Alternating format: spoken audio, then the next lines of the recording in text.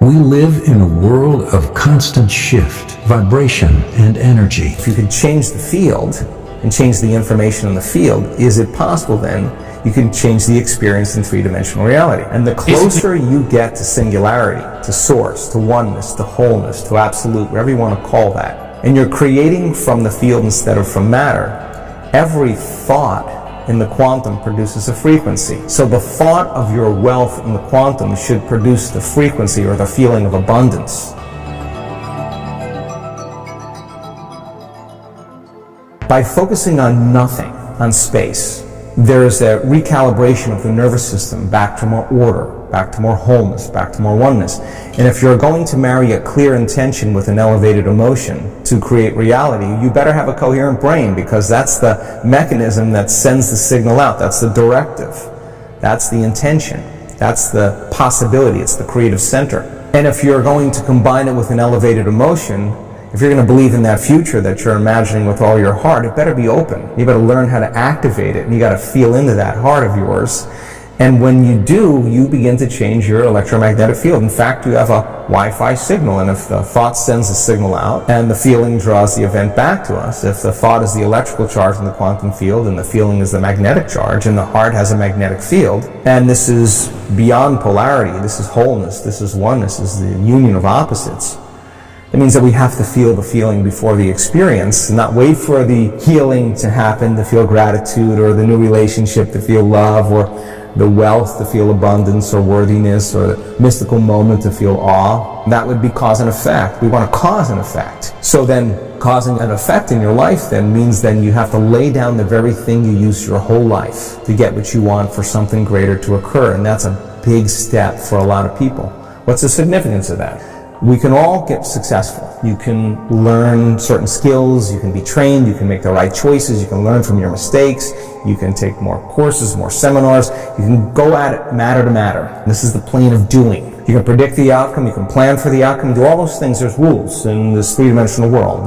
And when the experience happens, then the experience produces the emotion. It takes away the lack of not having what you want. You get the new car, you get the new relationship, you get the better health. You wait for the experience to occur. The experience, then, the end product is the emotion, and it fills the lack or separation. But we create that way. You see someone with something you like and you don't have it, your brain naturally starts thinking about you having it. We're creative by nature. But in the 3D world, you gotta wait for the experience. You gotta do something to make it happen. And of course, doing requires time and energy. So you can get really good at that, and you can collect resources and savings and all that stuff, and you can do it easier. My interest is another way. I want to shorten the distance between the thought of what we want and the experience of having it, between the cause and the effect, and that's called time, right? So if we're creating from matter, then there's a lot of things that we have to do to get what we want. And if we're living in stress and we're living in survival, now we feel more like matter and less like energy. And now those hormones drive us in our animal nature to try to get what we want. But sometimes, people cheat, they steal, they lie, they do whatever they can to get what they want. That's the game. But then if you can create from the field instead of from matter, it's not matter that's emitting the field, it's the field that's actually creating matter. So if you could change the field and change the information in the field, is it possible then you can change the experience in three-dimensional reality? And if you can experience the feeling of that ahead of the actual event, you're beginning to change information in the field. Keep doing that. Thought objectifies and conditions reality. So you create a thought form, and in time, all of a sudden, you start having these synchronicities and these outcomes in your life. If you can't get beyond your body, and your attention is on your body, then you're matter trying to change matter. If you're thinking about your cell phone and your partner or your kids, none of these are bad, but if you can't get beyond them, they own you.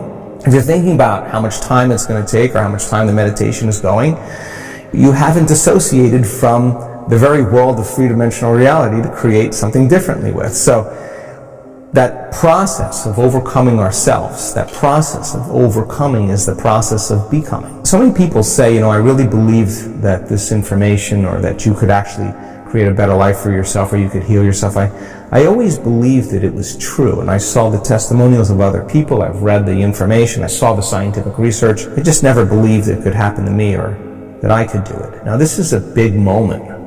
This is the moment you come out of the bleachers and you get on the playing field, because in order for that person to prove that their mind can affect their body, they would have to show up every day and do the work. If they don't show up, then they don't believe it's possible. They do show up every day, they do believe it's possible, and you keep showing up every day. After a period of time, you start feeling worthy to receive it. And the universe only gives us what we think we're worthy of receiving. So it's the overcoming process that is the becoming process. People who are sick in this work, I can guarantee you, with stage 4 cancer that has metastasized to every organ, every tissue, every bone in their body, and they've gotten the diagnosis and the prognosis, I'm sure there were days where they felt fear. And they had to make one of two choices: to either do the work or surrender to fear. And they showed up that day, and they overcame their fear a little bit more and surrendered to love. That's a victory. There were days where I'm certain they didn't feel good. They didn't feel physically good, and I know that it was probably hard for them to think greater than how they felt. They couldn't do that if they were still their body. They would have to get beyond their body in order to change, and they showed up that day and they overcame their body a little bit more. And I'm sure there were days where they had self-doubt. In fact, many of them, their disease got worse before it got better, and they could have easily listened to their family and to the voice in their head that said it's not working. But they showed up anyway, and they did the work, and they overcame their doubt that day. And I know there were days where they thought they didn't have enough time because they had children and work and all kinds of obligations, but they made time. And it was the overcoming that actually created the becoming. And so they weren't visualizing anything. They weren't affirming anything. They were changing. Now, many of them would have a great meditation, get up feeling wonderful, feeling like connected to the emotions of their future, and their sleeping patterns got better, they've had more energy, their pain diminished, but their blood values and their scans were still the same. They didn't say, oh, well, I kind of got a little bit better, but this doesn't work. That would be the old self, returning back to the old personality. They were more concerned about what they still had to change about themselves in order for their health to change. So they realized that many of them, 1 hour of meditation and feeling wonderful, and then spending 15 hours of your remaining day reacting and responding to everyone and everything in your life and believing those thoughts that are just hardwired programs in the brain and acting and behaving like the old self. Genes aren't going to change that way. So all of a sudden now it became practical. I got to get so good at doing this with my eyes closed that I got to do it with my eyes open. Now, this is the big game, because you got to be able to self-regulate. What became very practical to them is, now I'm going to rehearse how I'm going to be on the Zoom call. Now I'm going to rehearse how I'm going to be with my children, how I'm going to be with my ex. I'm going to monitor my responses. There's got to be a better way to be. Now the game becomes very real. And then they review at the end of the day, when did I fall from grace? When did I lose it? When did I go unconscious? Tomorrow's another lifetime. Tomorrow's when I didn't fail. I just went unconscious. Okay, tomorrow I'm going to just work on that one thing. So now they're really working on the process of transformation. It's no longer about their health condition. They're not focused on their health condition. They're focused on change.